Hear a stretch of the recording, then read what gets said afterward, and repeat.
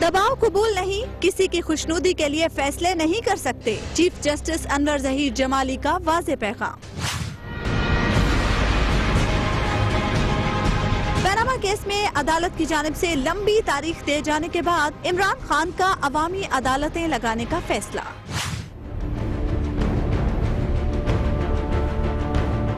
पाकिस्तान से सिफारती ताल्लुकात तोड़ने का कोई इरादा नहीं। भारतीय वजीर खारजा सुषमा स्वराज पाकिस्तान से अच्छे ताल्लुकात की ख्वाहिशमंद। अस्सलाम वालेकुम नाज़रीन, आप देख रहे हैं प्रोग्राम खबर ये है और मैं हूं आपके साथ उस्मान ओमान। नाज़रीन, chief justice of Pakistan Anwar Zaheer Jamali साहब का ये कहना है कि अदालतें मुकम्मल तौर पर आज़ाद हैं, अमन के लिए कानून की बालादस्ती नागुज़ीर है। उन्होंने ये भी कहा कि किसी की खुशी के लिए फैसले नहीं कर सकते। साथ ही साथ उन्होंने इदारों पर भी तनकीद की। हारून साहब, चीफ जस्टिस ये कहते हैं कि किसी की खुशनुदी के लिए फैसले नहीं कर सकते और मीडिया के दबाव में आकर भी फैसले नहीं करेंगे। क्या सिर्फ मीडिया ही है जो अदालत पर दबाव डाल रहा है? देखिए, गुजारिश ये है कि बात तो उन्होंने ठीक कही, उसूली तौर पर तो उनकी बात दुरुस्त है, लेकिन हर बात का एक मौका भी होता है और करीना भी होता है। जिंदगी में सच्चाई अहम नहीं है, हिकमत भी बाज़ औक़ात उतनी अहम होती है, कई दफ़ा तो वो सच्चाई से भी ज़्यादा अहम होती है, इसलिए कि हिकमत के दामन ही में सच्चाई पनाह ले सकती है बाज़ औक़ात। तो अल्फाज के इंतखाब में चीफ जस्टिस साहब को एहतियात बरतनी चाहिए थी। बात उनकी मैं दोहराता हूँ कि उसूली तौर पर बिल्कुल ठीक है, 100% ठीक है। ना दबाव में फैसला करना चाहिए, ना मीडिया की वजह से करना चाहिए, ना किसी फरीक की वजह से फैसला करना। फैसला तो होता ही मेरिट पे, और यही बात उन्होंने कही है। लेकिन इससे एक किनाया ये निकलता है कि फलां फरीक जो है, यानी जो दबाव डाल रहा है, वो तो एक ही फरीक डाल रहा है। दर हकीकत सोशल मीडिया पे जजों के खिलाफ बात की जा रही है तो वो तो एक ही फरीक कर रहा है ना। यानी वो जरूरी नहीं है तहरीक इंसाफ के लोग हों, वो लोग जो शरीफ खानदान के मुखालिफ हैं। तो इससे ये किनाया भी निकलता है कि वो उनके हक में फैसला नहीं दिया जा सकता। कुछ जहां तक तो केस के मेरिट्स और डीमेरिट्स का ताल्लुक है और फैसले का ताल्लुक है, वो तो सुप्रीम कोर्ट जो भी फैसला करे वो कौम को कबूल करना चाहिए। अगर आप नहीं करते, देखिए 2 जज सदर अमेरिका में ऐसे बन चुके हैं जिन्हें मेजॉरिटी हासिल नहीं थी पॉपुलर वोटों की, मगर कौम ने उन्हें कबूल किया।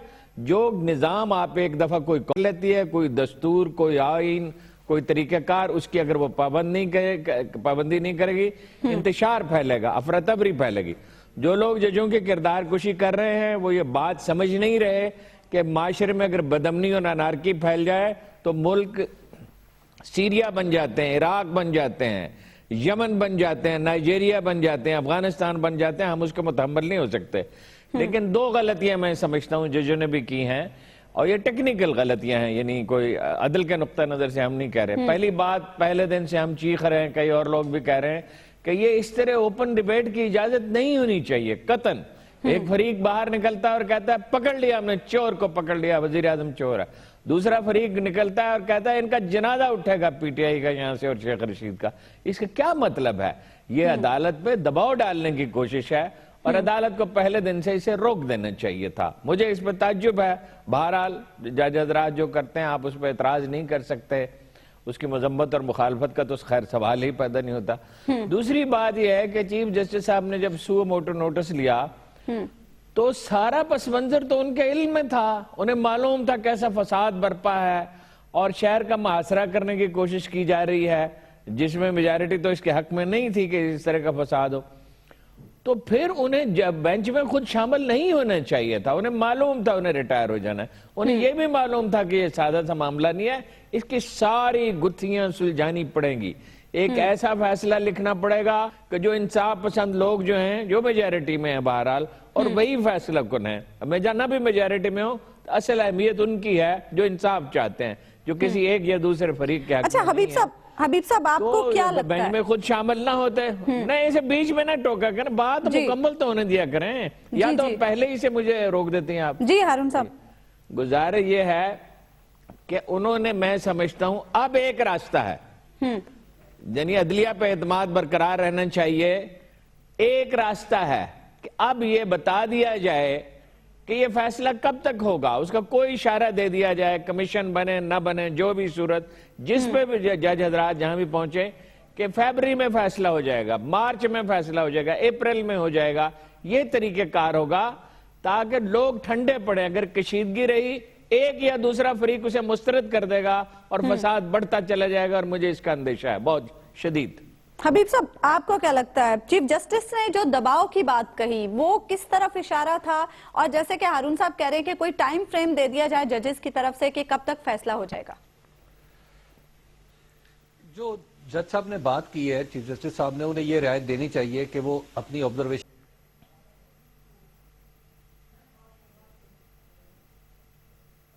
حبیب صاحب، آپ کی آواز ہم نہیں سن پا رہے ہیں. ہارون صاحب، ابھی ہم بات کر رہے تھے عدلیہ کی آزادی کے حوالے سے. چیف جسٹس صاحب نے بھی کہا کہ عدالتیں آزاد ہیں. پاکستان میں عدلیہ کتنی آزاد اور کتنی خود مختار ہے؟ نہیں، ان کا اشارہ اعلیٰ عدالتوں کی طرف ہے. ان کے بارے میں ہم یہ کہہ سکتے ہیں انہوں نے بہت سے فیصلے حکومت کے خلاف دیے ہیں، طاقتور لوگوں کے خلاف دیے ہیں. جہاں تک اس عدلیہ نچلی عدلیہ کا تعلق ہے تو وہ تو نہ صرف آزاد نہیں ہے بلکہ غلاظت میں اس کے ذمہ دار ہے. خود chief justice Lahore high court نے اس کا نوٹس لیا ہے. وہاں تو ٹاؤٹ پیش ہوتے ہیں، ججوں کو دھمکایا جاتا ہے. چوزے سے جج ہیں، بعض اوقات وہ وکیل انہیں دبانے میں کامیاب ہو جاتے ہیں، تاریخیں پر تاریخیں لکھی دی جاتی ہیں. وکیل گردی ہے اور دباؤ ڈالا جاتا ہے. رشوت بھی عام ہے. پولیس جو اس کی بنیاد تو پولیس ہے جو تفتیش کرتی ہے، وہ تھارولی کرپٹ ہے. کوئی بھی اسے خرید سکتا ہے. ابھی کتنے واقعات ہوئے ہیں کہ ایک فیصلہ ہوا رہائی کا اور وہ پھانسی پا چکا تھا. 17 سال کوئی آدمی جیل میں رہا، کوئی 12 سال جیل میں رہا. بلا شبہ آدھے قیدی کم از کم جو جیلوں میں پڑے ہوئے ہیں وہ بے گناہ ہیں. یہ تو وہ نظام انصاف ہے. اس پہ اطمینان کا اظہار کیسے کیا جا سکتا ہے؟ حبیب صاحب، آپ اپنی بات کو کنٹینیو کیجئے گا جو ہم بات کر رہے تھے. دیکھیں، میں عرض کرنا چاہ رہا تھا کہ جو ہمارے چیف جسٹس صاحب ہیں انہیں یہ رعایت دی جانی چاہیے کہ وہ اپنے لاسٹ لیگ آف ہز آپ یو کی کیریئر پہ ہیں، اور آئندہ چند دنوں میں ان کی کرسی پر ایک نئے صاحب جو ہیں وہ چیف جسٹس کے طور پر آن بیٹھیں گے. تو جب وہ جا رہے ہیں تو انہوں نے جو اپنی آبزرویشن دی ہے اس کی ایک خاص اہمیت ہے اور ایک خاص وقت پہ انہوں نے ایک بات کی ہے. وہ یہ ہے کہ جو پیناما کا معاملہ ہے عظمیٰ نعمان صاحبہ، اس پہ دو پارٹیاں دونوں طرف سے اپنے اپنے انداز میں دباؤ ڈالنے کی کوشش کر رہی ہیں. ایک طرف پاکستان تحریک انصاف ہے جو کبھی کہتی ہے، جو عدالتی معاملے میں اتنی آگے بڑھ جاتی ہے کہ کمیشن بنایا تو ہم بائیکاٹ کر دیں گے، ہم یہ کر دیں گے. تو اس طریقے سے عدالت کو دباؤ میں لانے کی کوشش کر رہی ہے. دوسری طرف حکومت ہے، اور حکومت کیا کر رہی ہے؟ وہ 24th امینڈمنٹ وقت سے بہت پہلے اور ایک بلکہ آپ یوں کہیے کہ انتہائی نامعقول وقت پہ وہ ایک کام ایسا کرنے جا رہے ہیں جو عدلیہ کو دباؤ میں لانے کا باعث بن سکتا ہے، جس سے ایک قرینہ یہ بھی بنتا ہے. تو لہٰذا یہ دونوں جماعتیں اس کیس میں عدلیہ پر دباؤ ڈالنے کی اپنی سی کوشش کر رہی ہیں. دوسرا، اس میں ہمیں ایک اور بات ذہن میں رکھنی چاہیے کہ یہ جو کیس لیا ہے، اس کیس کے بارے میں اسی پروگرام میں میری رائے بار بار میں عرض کر چکا ہوں کہ میں نہیں سمجھتا تھا اور اب بھی نہیں سمجھتا کہ یہ کیس ہماری عدلیہ کے دائرے میں آتا ہے. اور 184(3) کی جو ہم نے تعریف کی ہے وہ بہت کھلی ہے. اس کھلی تعریف میں ہی یہ ممکن ہے کہ یہ کیس عدالت سنا جاتا. یہ ایک اور طرح کا کیس ہے جب عدالت نے ایک پولیٹیکل کیس کو، اور پھر ایسے جنکچر پہ، آپ کو یاد ہوگا کہ جب 2 نومبر کو لاک ڈاؤن ہونے والا تھا اس موقع پر عدالت نے انٹروین کیا تھا.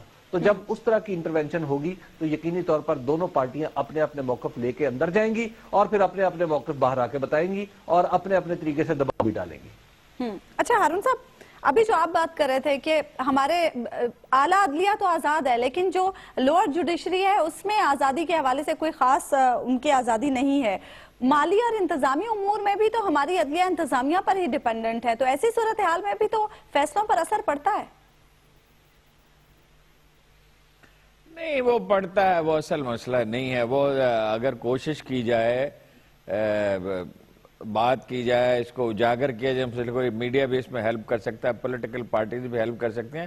ویسے پولیٹیکل پارٹیز کو تو کتھارسس سے دلچسپی ہے، نعرے بازی سے دلچسپی ہے. کوئی کتنا ہی بڑا ایشو کیوں نہ ہو. آپ کو حیرت ہوگی کہ 9 دن سے فار لاسٹ 9 days میں اسد عمر صاحب کو تلاش کر رہا ہوں اور کوئی کوشش کامیاب نہیں ہو سکی. شہر کا ایک مسئلہ ہے بڑا سنگین، اربوں روپے لوٹے جا رہے ہیں. سیاسی جماعتوں، یہ اسد عمر کا حال ہے، تو باقیوں کا آپ دیکھ لیں جو نسبتاً بہت بہتر آدمی سمجھے جاتے ہیں. کوئی دلچسپی کسی کو نہیں ہے نظام انصاف سے. کبھی کسی سیاسی پارٹی نے کوئی تھنک ٹینک اس پہ بنایا ہے، کوئی رپورٹ اس پہ مرتب کیا ہے، لوگوں کو ایجوکیٹ کرنے کی کوشش کی ہے؟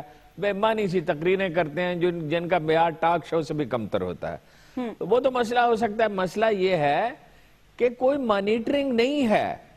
अब chief justice Lahore high court ने कोशिश की, जिसको बहुत अप्रिशिएट किया गया, बहुत ही अप्रिशिएट किया और किया भी जाना चाहिए था, तो उसकी मज़ाहमत की गई। वकील सबसे बड़ी रुकावट है निजाम इंसाफ के रास्ते में।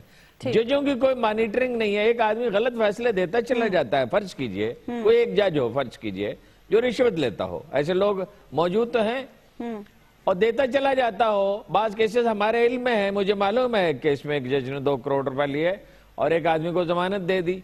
अब उसको साबित करना अगरचे उससे तहरीरी तौर पे मुश्किल होगा, और बहुत से केसेस हम देखते रहते हैं।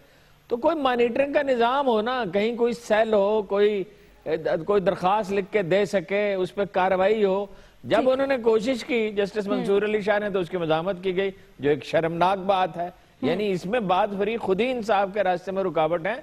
सबसे ज्यादा जिम्मेदारी तो हुकूमत की है, मगर हुकूमत को इंसाफ से क्या दिलचस्पी है जी? एक ब्रेक लेनी है मुझे यहाँ पर नाज़िर, और ब्रेक के बाद हम गुफ्तगू के सिलसिले को आगे बढ़ाएंगे।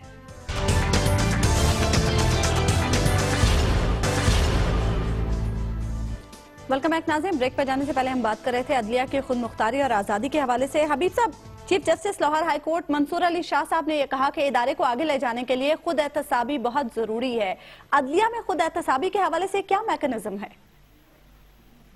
खुद एहतसाबी का एक मैकेनिज्म तो सुप्रीम जुडिशल काउंसिल है कि जिसमें इस वक्त भी बहुत सारे केसेस पेंडिंग हैं, और उन केसेस पे जितनी जल्दी फैसला हो सके वो करना चाहिए, और ताकि अगर किसी जज से के खिलाफ कोई शिकायत वाकई बासबूत शिकायत है तो वो अपने अंजाम को पहुंचे, और अगर किसी जज के खिलाफ किसी ने महज साजिश या किसी और बुरी नीयत से अगर ये इस तरह की कोई दरखास्त दी है तो वो भी खत्म हो जाए। तो एक तो खुद एहतसाबी का तरीक़ाकार वो है। दूसरा खुद एहतसाबी का तरीक़ाकार वकला है। वकला भी बेंच का एक, यानी बेंच और बार बज़ाहिर अलग अलग लफ्ज नजर आते हैं, लेकिन ये एक ही निजाम का हिस्सा है। इसमें हम देखते हैं कि वकला अपना एहतसाब बिल्कुल नहीं करते, बल्कि ऐसा सूरत अभी हमने पिछले दिनों ही देखी थी कि जिस पे अदालत से एक लाइसेंस मुअत्तल हो रहा था और पंजाब बार काउंसिल उस लाइसेंस को बहाल कर रही थी, और फिर जो पाकिस्तान बार काउंसिल है उसके ऊपर एक एक्शन ले रही थी, और बल्कि एक लाए अमल का ऐलान कर रही थी जजेस के खिलाफ। तो ये खुद एहतसाबी उस तरफ हमें ज्यादा कम नजर आती है।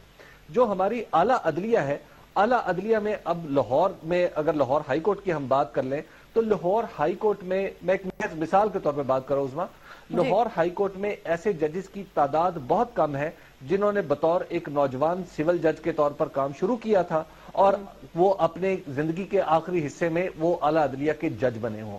ऐसे लोगों की तादाद बहुत कम है।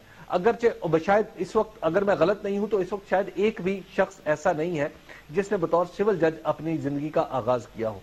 तो हमारी कैरियर प्लानिंग भी जो है वो कहीं नहीं है अदलिया में। और हमारी आला अदलिया जिस किस्म, यानी वकला पर चूंकि ज्यादातर मुश्तमिल है, वकला को निचली सतह पर जजों के मसाइल का इल्म ही नहीं है, लोअर जुडिशरी का। तो इस तरह का मामला मेरा ख्याल है कि ये जो इम्बैलेंस है, ये एक खुद एहतसाबी की एक अच्छी मिसाल कायम हो जाएगी अगर इस इम्बैलेंस को हमारे chief justice Lahore high court और हमारे चीफ जस्टिस जो दूसरे सूबों के हैं, और इसी तरह हमारे जो आइंदा जो जजेस सुप्रीम कोर्ट में भर्ती होंगे और हमारे जो आइंदा जो चीफ जस्टिस है साकिब निसार साहब, वो भी इस हवाले से गौर करें कि किस तरीके से हम इनकी कैरियर प्लानिंग कर सकते हैं। अगर ये कैरियर प्लानिंग नहीं होगी तो फिर लोग जो है इस पेशे से वाबस्ता होना छोड़ देंगे। हारून साहब, आप लोअर जुडिशरी के हवाले से बात कर रहे थे कि आला अदलिया के जजेस तो आजाद हैं, खुद मुख्तार हैं, लेकिन लोअर जुडिशरी में ऐसी सूरत हाल नहीं है। तो लोअर जुडिशरी में इस्लाहात किसकी जिम्मेदारी है? किस तरह से लोअर जुडिशरी के मसाइल को हल किया जा सकता है? हुकूमत की जिम्मेदारी है, आला अदलिया की भी जिम्मेदारी है, हम सब की जिम्मेदारी है, मीडिया की भी जिम्मेदारी है चीज़ों को पॉइंट आउट करे, और बार की भी जिम्मेदारी है। लेकिन मैं उस पर सिर्फ एक ही फिक्र कहूँगा कि वकीलों के अगर 2 ग्रुप हैं, एक के लीडर हमद खान है और दूसरे की आसमा जहांगीर है, तो इस पर इन्ना लिल्लाहि व इन्ना इलैहि राजिऊन नहीं कहा जा सकता। अच्छा हबीब साहब, हम बात करें खुद मुख्तारी और आज़ादी की, तो साबिक चीफ जस्टिस इफ्तिखार मोहम्मद चौधरी साहब पॉइंट आउट कर चुके हैं कि अदलिया की आज़ादी और खुद मुख्तारी तो उस सूरत में ही मुमकिन है जब जजेस में एहसास तहफ़्फ़ुज़ भी हो। उसमें जो इंसाफ करना है ये ऐसा पेशा है जिसमें जान हथेली पर रखनी पड़ती है। کیونکہ ایسے لوگ بھی ہوں گے جو آپ کو انصاف نہ کرنے کی طرف مائل کریں گے، کوئی لالچ دے گا، کوئی دھمکی دے گا، اور کوئی اپنی دھمکی کو کارگر ثابت کرنے کے لیے کوئی نقصان بھی پہنچائے گا۔ یہ ایک تو یہ ہے کہ اس میں ایسے بزدل آدمی کو رہنا ہی نہیں چاہیے عدلیہ میں، جسے ہر وقت اپنی جان مال کا جان اور مال کا جناب اسے آبرو کا اس کا خیال ہی اس کا دامن نہ چھوڑے اور کوئی دلیری سے وہ فیصلے ہی نہ کر سکے۔ تو لہٰذا یہ تو کام ہی دلیر لوگوں کا ہے اور ایسے لوگوں کا ہے جو جن کی ریڑھ کی ہڈی میں ٹیڑھ نہیں ہے، جو کبے نہیں ہے، اگر سیدھے نوکری کا ڈر بھی اور نوکری جانے کا ڈر بھی ہو تو، اور اگر نوکری کا ڈر بھی ہے تو پھر بھی اسے یہ نوکری چھوڑ دینی چاہیے، کیونکہ انصاف نہ کرنے کوئی آپشن نہیں ہے کسی بھی حوالے سے۔ تو ایک تو یہ بات ہمیں ذہن میں رکھنی چاہیے، ہمیں بھی اور ان لوگوں کو بھی جو اس پیشے سے وابستہ ہے۔ دوسرا اس میں ایک اہم جو اصلاحات کی جب ہم بات کرتے ہیں تو ہمیں یہ سمجھنا ہے کہ نچلی سطح پر جو ہماری جوڈیشری ہے، کیا اس کو ہم نے سہولیات دی ہیں؟ اگر آپ لاہور ہائی کورٹ یا سپریم کورٹ میں جائیں یا کسی بھی ہائی کورٹ میں جائیں تو آپ کو ڈیسنٹ جگہیں نظر آتی ہیں، آفیسز، عمارتیں صاف ستھری نظر آتی ہیں۔ لیکن عظمیٰ اگر آپ کبھی چھوٹی جوڈیشری نیچے لوور کورٹس میں جا کے دیکھیں، وہاں پر آپ کو نہ تو کہیں بیٹھنے کے لیے بینچ ہے، نہ پینے کے لیے پانی ہے، نہ جج صاحب کے لیے مناسب کوئی ماحول ہے کام کرنے کا، نہ ان کے عملے کو بٹھانے کے لیے کوئی جگہ ہے۔ مجھے ذاتی طور پر ایسے کچھ آپ تجربات کامنٹ ہوئے کرنا جہاں چاہ رہے تھے حبیب صاحب کی بات پہ۔ گزارش یہ ہے کہ یہ تو بہت ہی بچگانہ بات ہے، تحفظ فراہم کیا جائے۔ ججوں کا کیا تحفظ فراہم کیا جائے؟ جج کو بجائے خود اس کا منصب تحفظ فراہم کرتا ہے۔ دوسری بات یہ ہے کہ جو لوگ لیکن ہارون صاحب سمجھتے ہیں ججز کچھ کو دھمکیاں نفسیات تو دی پڑھتے جاتی ہیں، ہیں نا، ججز کو جان کی دھمکیاں تو دی جاتی ہیں۔ او جی دی جاتی رہیں، دھمکیوں سے کیا کسی کی موت کا وقت قبل از وقت آ سکتا ہے یا ملتوی ہو سکتا ہے۔ یہ کیا بچگانہ بات ہے اگر کسی کا ایمان ہے؟ یہ اخبار نویسوں کو کیا تحفظ حاصل ہے؟ ان کی نوکریاں بھی ہر وقت خطرے، جو انڈیپینڈنٹ اخبار، ان کی نوکریاں بھی خطرے میں ہو سکتی ہیں بعض صورتوں میں، اور بعض ادارے تحفظ دیتے ہیں، بعض نہیں دیتے، اور زندگیاں بھی ان کی خطرے میں ہوتی ہیں، اور اخبار نویس قتل بھی ہوتے رہتے ہیں، پھر اخبار نویسی چھوڑ دیں۔ اور بھائی جو آدمی یہ کہتا ہے کہ ان ربی علی کل شیء حفیظ، جو یہ بات جانتا ہے میرا رب ہر چیز کی حفاظت کرنے والا ہے، اور جو یہ جانتا ہے کہ زندگی میں جو وقت مقرر ہے موت کا، جو رات قبر میں آنی ہے اس سے پہلے نہیں آ سکتی۔ اور ججوں کی مجھے نہیں پتا تربیت کا کیا نظام ہے اور انہیں کیا پڑھایا جاتا ہے، لیکن یہ تو سادہ سی بات ہے جو ہر پڑھا لکھا آدمی سمجھتا ہے، جس نے تھوڑا بہت قرآن مجید پڑھا ہو، حدیث پڑھی ہو، تھوڑی بہت سیرت پڑھی ہو، کچھ نفسیات پڑھی ہو، کہ خوف سے کیسے نجات پائی جاتی ہے۔ یہ تو میرے جیسا آدمی بھی بتا سکتا ہے۔ ججوں کو اگر یہ بات معلوم نہیں ہے، سوائے اس شخص کے جو رزق حرام کھاتا ہے، ہر آدمی خوف سے نجات حاصل کر ایک بریک سکتا لے ہے۔ لیتے ہیں، اگر ججوں کو یہ بات معلوم نہیں ہے۔ گفتگو کے سلسلے کو آگے بڑھائیں گے۔ ویلکم بیک ناظرین۔ پاناما کیس میں عدالت کی جانب سے لمبی تاریخ دیے جانے کے بعد پاکستان تحریک انصاف نے یہ فیصلہ کیا ہے کہ وہ عوام کی عدالت میں جائے گی، اور اس حوالے سے عوامی رابطہ مہم چلانے کا فیصلہ بھی کیا گیا ہے۔ ہارون صاحب، آپ کے خیال سے یہ آئیڈیا کیسا ہے؟ وہ یعنی اگر پولیٹیکلی سپیکنگ تو پی ٹی آئی اب ایک پارٹی بنتی جا رہی ہے بعض لحاظ سے، اس کی جو خامیاں ہیں وہ تو ہیں ہی جو ہم پوائنٹ آؤٹ کرتے رہتے ہیں، اور زبردست اسٹریٹجی انہوں نے بنائی ہے، یعنی ان کے نقطہ نظر سے اگر آپ دیکھیں۔ ایک تو شاہ محمود کا یہ جو بیان ہے بڑا اہم ہے کہ بلاول بھٹو کے 4 مطالبات سے ہمیں اتفاق ہے، ہمیں کوئی اختلاف اس سے نہیں ہے۔ اس کا مطلب یہ ہے، یہ پچھلے کئی دنوں سے ہم دیکھ بھی رہے ہیں کہ پیپلز پارٹی کے خلاف بیانات وہ نہیں دے رہے، جو بڑی سمجھداری کی بات ہے۔ یہ جو محاذ خان صاحب نے کھولا تھا، اس کی قطعاً کوئی ضرورت نہیں تھی۔ ایک وقت میں ایک ہی محاذ ہوتا ہے، 2 محاذ نہیں ہوتے۔ اس کا کم از کم نتیجہ یہ نکلے گا کہ خورشید شاہ کو وہ موقع نہیں ملے گا جس کی وہ ہمیشہ تلاش میں رہتے ہیں، کہ وزیر اعظم کو خوش کرنے کے لیے اس کی مذمت کریں، اور جب یہ چھیڑیں گے تو ظاہر ہے دوسرے لوگ بھی بولیں گے، اس کا جواز ہو جاتا ہے۔ خورشید شاہ کو تو خیر چھوڑیے، لیکن جو جینوئن لوگ ہیں وہ بھی بولیں گے۔ دوسرا یہ ہے کہ وہ مقدمہ بھی لڑے گی ڈٹ کے، جہاں تک مجھے نظر آ رہا ہے اب وہ یکسو ہیں اس پہ۔ کمیشن کے معاملے میں تو میں نہیں کہہ سکتا کہ بائی کاٹ کا انہیں اگر بنتا ہے اس کا فائدہ ہوگا یا نقصان ہوگا۔ فائدہ بھی ہو سکتا ہے، اس لیے کہ ایک نفسیاتی دباؤ رہے گا کمیشن پہ، اور کمیشن ظاہر ہے اپنی راہ سے نہیں ہٹ سکے گا، یہ اندیشہ اس سے ہونا بھی نہیں چاہیے۔ اچھا جج اگر ہے تو وہ کیوں اپنی راہ سے ہٹے گا؟ اور اگر اس کے پاس پورے اختیارات ہوں جو اسے دے سکتی ہے سپریم کورٹ ہی کے پورے اختیارات تفتیش کے لیے، فیصلہ تو عدالت کرتی ہے. اس کا بھی فائدہ ہو سکتا ہے انہیں اور نقصان بھی ہو سکتا ہے. یہ تو بہت غور و فکر کی بات ہے. اور جو جلسے وہ کریں گے اگر اس میں نامعقولیت کا مظاہرہ نہ کریں اور یہ نہ کہیں کہ چور ہے اور ہم نے اسے پکڑ لیا, یہ بڑی فضول بات ہے. یہ صرف فیصلہ عدالت کر سکتی ہے. اور اپنے دلائل دیں کیس سے ہٹ کر. وہ کرپشن جو حکمران طبقہ کرتا ہے, ایک نہیں کر رہا, بہت سے لوگ کر رہے ہیں. یہ سی ڈی اے میں روز آج کل پوائنٹ آؤٹ کرتا ہوں 10-12 ارب روپے کا کم از کم گھپلا ہے اور اس میں بڑے بڑے پلیئر ملوث ہیں اور سب کو پتا ہے کون ملوث ہیں.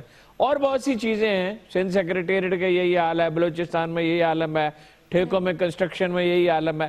اپنی کمپین کرپشن کے خلاف بلڈ کریں اور یہ بتائیں کہ کرپشن سے ملک کو کیا نقصان پہنچتا ہے. مگر ایک سوال اور ہے جس کو جو براہ راست متعلق نہیں ہے آپ کے سوال سے, اس کا جواب کوئی نہیں دیتا. نواز شریف صاحب کو گھر بھیج دیں, پھر کیا سٹیبلٹی آ جائے گی؟ کوئی سٹیبلٹی نہیں آئے گی. فرض کیجئے ایسا ہو کہ ان کے خلاف فیصلہ ہو جائے, فرض کیجئے وہ کوئی دوسرا امیدوار بھی نہ لا سکیں, دوسرا پرائم منسٹر, سٹیبلٹی آ جائے گی. تو سیاسی جماعتوں کو یہ بھی تو سوچنا چاہیے نا, پی ٹی آئی کو, کہ سٹیبلٹی ملک کو درکار ہے. سرمایہ اس لیے فرار ہو رہا ہے, جرم اس لیے بڑھ رہا ہے, بے یقینی میں بڑھتا ہے, مافیاز اس لیے طاقتور ہو رہی ہیں, مہنگائی اس لیے ہو رہی ہے, بے روزگاری اس لیے ہو رہی ہے. تو اس کا بھی تو کوئی حل بتائیں نا. دل کے ٹکڑوں کو بغل بیچ لیے پھرتا ہوں, کچھ علاج اس کا بھی ہے, چارہ گراں ہے کہ نہیں؟ حبیب صاحب آپ کو کیا لگتا ہے جو اسٹریٹجی اب پاکستان تحریک انصاف بنا رہی ہے اس کے حق میں ہوگی؟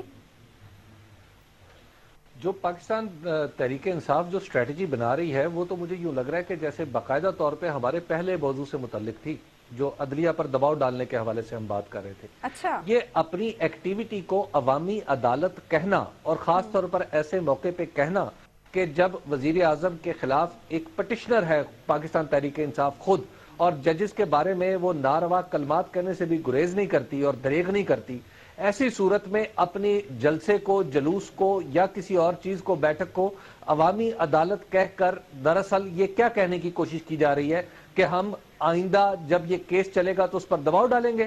دوسری بات یہ ہے کہ شاہ محمود قریشی صاحب کا آج بیان چھپا ہوا ہے اخبارات میں کہ وہ کہہ رہے ہیں کہ آئندہ چیف جسٹس کو جو ڈیزگنیٹ ہیں انہیں کہہ رہے ہیں کہ آپ جو نیا بینچ بنائیں تو انہی 4 ججوں کو ان میں شامل کریں جو چیف جسٹس جو جمالی صاحب کے علاوہ جو 4 ججز تھے ان کو شامل کریں. یہ کون لوگ ہوتے ہیں جی؟ دستور میں کسی صورت بھی, عثمان نعمان صاحب بات سن لیجئے اب, دستور میں کسی صورت بھی چیف جسٹس کے اس اختیار پر کوئی قدغن نہیں ہے کہ وہ کسی کیس کے حوالے سے کیسا بینچ بناتا ہے. یہ شاہ محمود قریشی صاحب انہیں باہر بیٹھ کے یہ مشورہ دے رہے ہیں, اس کا کیا مطلب ہے؟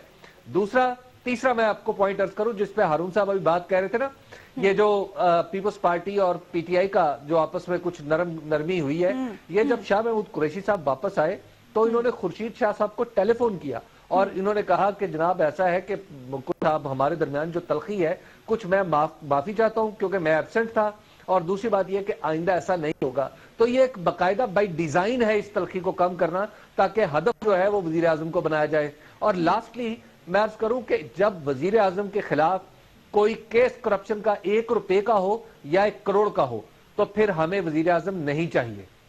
ایسا نہیں ہو سکتا کہ ان دا نیم آف سٹیبلٹی کسی کرپٹ شخص کو وزیر اعظم رہنے دیا جائے. بات یہ ہے کہ جو الزامات آپ لگا رہے ہیں جس شخص کرپشن کے, آپ کے الزامات ہی غلط ہیں. لیکن حبیب صاحب ابھی دبئی میں سورج مغرب سے چڑھتا ہے. حبیب صاحب سورج کے آج مغرب سے طلوع ہوا ہے دبئی میں. یہ کس قسم کی باتیں آپ کر رہے ہیں؟ وزیر اعظم کے خلاف آپ گفتگو کر رہے ہیں, تقدس مآب وزیر اعظم قائد اعظم ثانی کے خلاف. اگر کوئی دیکھیں, اول تو میں ان کے اوپر لگائے جانے والے الزامات کی بالکل آپ کو پتا ہے کہ میں سمجھتا ہوں کہ وہ الزامات فضول ہیں, اور پیناما لیکس میں وزیر اعظم کا نام ہی نہیں. یہ اب صحیح نا, لیکن اب آپ نے وہ بات کی نا جو آپ کو کہنی چاہیے. آپ رعایت کیوں دے کسی کو؟ لیکن حبیب صاحب ابھی بھائی زندگی کا کاروبار بڑا وسیع ہوتا ہے ایک حکومت مملکت کا. اس میں لا تعداد چیزیں آپ جانتے ہیں ایک وقت میں رونما ہو رہی ہوتی ہیں. تو کیس اپنی جگہ چلتا رہے اور صحیح خطوط پر چلے، کوشش ہونی چاہیے، مگر باقی کاروبار بھی تو جاری رہنا چاہیے۔ اتنی بے یقینی تو نہ پیدا کر دیا ہے۔ ابھی خود ہی آپ ارشاد فرما رہے تھے کہ یہ دونوں فریق جو چیختے ہیں تو اس سے نقصان ہوتا ہے۔ میں تو وہی بات کہہ رہا ہوں، اتنی بے یقینی پیدا نہ کر دی جائے کہ کاروبار مملکت ٹھیک نہ چلے، لوگ بھوکے مر رہے ہوں اور لوگ لٹ رہے ہوں اور لوگ برباد ہو رہے ہیں، نہ پولیس اپنا کام کرے، نہ پٹواری اپنا کام کرے، نہ دوسرے محکمے کام کریں۔ اور جیسے میں نے سی ڈی اے کی مثال دی ہے، بے یقینی میں ایک لوٹ مچی ہوئی ہے اور نوسر بازوں کا ایک گروہ وجود میں آ جائے ہر کہیں، ہم تو اس کی بات کر رہے ہیں۔ ٹھیک، ایک بریک لے لیتے ہیں ناظرین، اور بریک کے بعد ہم یہ بات تھوڑی کریں گے کہ کیوں سشما سوارج پاکستان سے اچھے تعلقات کی خواہش مند ہیں۔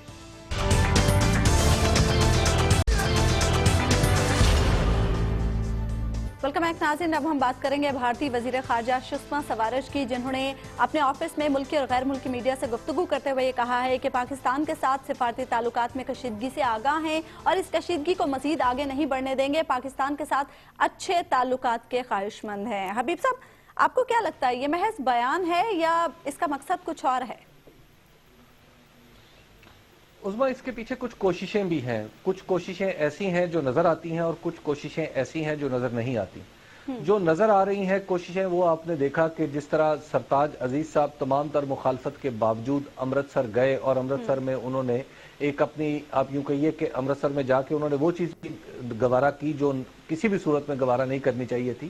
تو ان کے رویے نے پوری دنیا کے سامنے بھارت کو بے نقاب کیا ہے کہ ہم تو مذاکرات کے لیے نہ صرف اپنے قدم بڑھاتے ہیں بلکہ کسی بھی حد تک جانے کے لیے تیار ہیں۔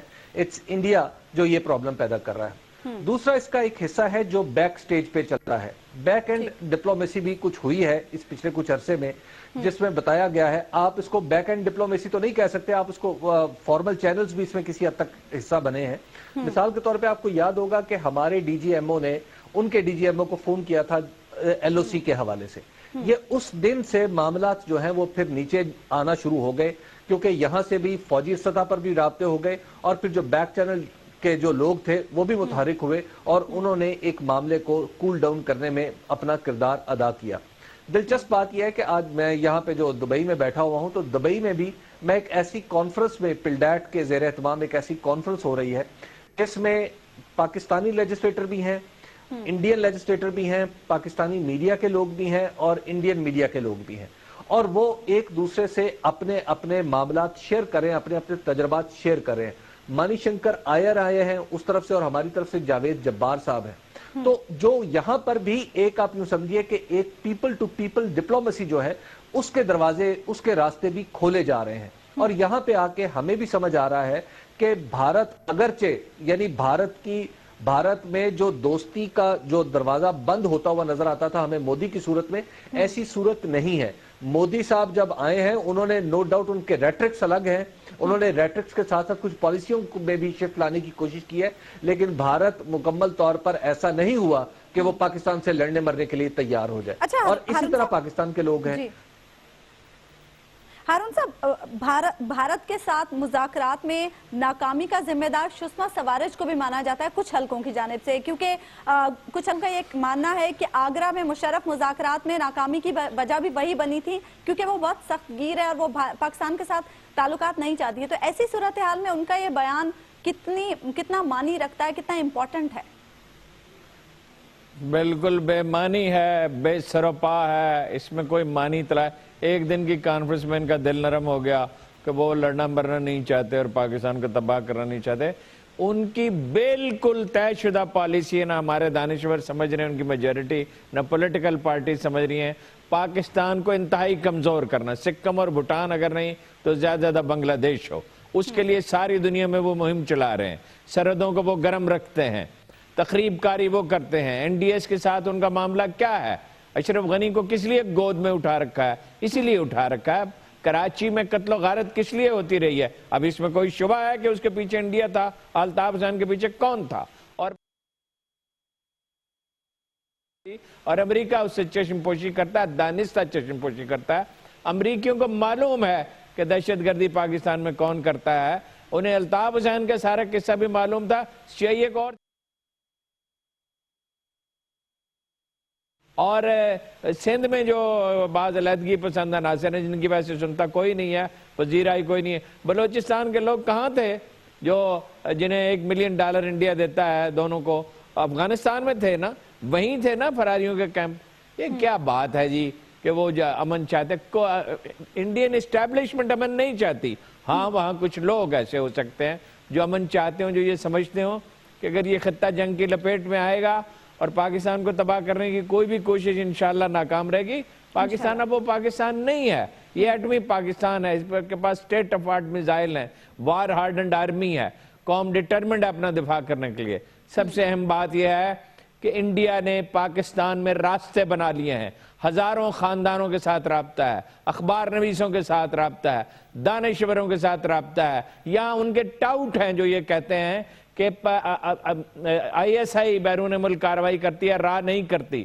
یہاں ان کے ایجنٹ ہیں جو انگریزی اخباروں میں لکھتے ہیں۔ میں آپ کو ایک نہیں، دو نہیں، سینکڑوں ایسے مضمون دکھا سکتا ہوں۔ یہ جب سے کمان کی تبدیلی ہوئی ہے مینڈکوں کی طرف پھدک رہے ہیں اور ٹیسٹ کر رہے ہیں کہ آرمی کیا کہتی ہے۔ بلوچستان میں انسانی حقوق بہت شدت سے یاد آنے لگے۔ بات یہ ہے کہ اپنے دشمن کو پہچاننا چاہیے، اس کے عزائم کا ادراک کرنا چاہیے۔ البتہ جو امن پسند لوگ ہیں انڈیا میں آف کورس ہیں، بہت سارے ہیں، ان کے ساتھ رابطہ بھی ہونا چاہیے، کانفرنسیں بھی ہونی چاہیے، مشورے بھی ہونے چاہیے، تبادلہ خیالات بھی ہونے چاہیے۔ حبیب صاحب، بے شک بھارت کے ساتھ دشمنی اپنی جگہ، لیکن بہت سارے مسائل ایسے ہیں جن کا حل جو ہے وہ مذاکرات کے علاوہ کچھ بھی نہیں ہے۔ دیکھیے جی، مجھے تو یہ منطق ہی سمجھ نہیں آ رہی ہارون صاحب کی کہ ہارون صاحب کہہ رہے ہیں کہ یہاں پر ہزاروں لوگوں سے انہوں نے رابطہ کر لیا ہے، ان کے ایجنٹ اخبارات میں گھسے ہوئے ہیں، ان کے کہنے پہ مضامین لکھتے ہیں۔ ہارون صاحب، کیا امن کی بات کرنا، اپنے پڑوسیوں کے ساتھ ٹھیک رہنے کی خواہش کا اظہار کرنا، کیا یہ کمزوری اور ایجنٹی ہے آپ کی لغت میں؟ کیا اس طرح ہم آپ میری بات سمجھ رہے ہیں؟ آپ میری بات سمجھ رہے ہیں، سمجھنا چاہتے نہیں ہیں۔ آپ واپس تشریف لائیے، میں آپ کو 2-3 انگریزی اخباروں میں چھپے ہوئے وہ مضامین دکھا دوں گا جو پاکستان کے خلاف بالکل ایسی چارج شیٹ ہے جیسی کہ انڈین اخبار میں ہو سکتی ہے۔ چارج شیٹ کیا جاتا ہے پاکستان کو۔ بدامنی کا الطاف حسین نے کہا نہیں پاکستان کینسر ہے اور ناسور ہے اور دہشت گردی کا گڑھ ہے، کہا نہیں؟ اس کے چیلے چانٹے جو 20 سال اس کے ساتھ رہے وہ کیا کہتے ہیں؟ میں آپ کو اخبار نویسوں کی فہرست دے سکتا ہوں۔ ایک منٹ ایسے نہ کریں، میں آپ کو اخبار نویسوں کی فہرست دے سکتا ہوں۔ نہیں، بات سنیں، ایسے نہ کریں، مجھے مکمل کرنے دیں، مکمل کرنے دیں پھر جواب دیں۔ نہیں، ایسے نہ کریں، اس کا مطلب یہ آپ کے پاس کوئی دلیل نہیں ہے، آپ مجھے بات کرنے نہیں دے رہے۔ جی ہارون صاحب، بات یہ ہے میں آپ کو فہرست دے سکتا ہوں ان اخبار نویسوں کی جن کی بیرون ملک جائیدادیں ہیں اور اس کا کوئی جواب وہ مہیا نہیں کر سکتے۔ جی حبیب صاحب، وقت ختم ہو رہا ہے، کنکلوڈ کر دیں۔ دیکھیے جی، میں تو اس منطق کو ماننے کے لیے تیار نہیں ہوں۔ ہمیں امن کا راستہ نہیں چھوڑنا، کسی صورت نہیں چھوڑنا۔ آپ نام سننا چاہتے ہیں ان اخبار نویسوں کے جن کو انکم ٹیکس کے نوٹس دیے گئے ہیں، جن کی بیرون ملک جائیدادیں ہیں؟ نام سننا چاہتے ہیں، میں بتا دوں۔ یہ آپ چاہتے ہیں؟ آنے والا وقت بتائے گا۔ پروگرام کا وقت ناظرین ختم ہو، آپ سے ملاقات ہوگی انشاءاللہ اگلے ہفتے اللہ نے کے بعد۔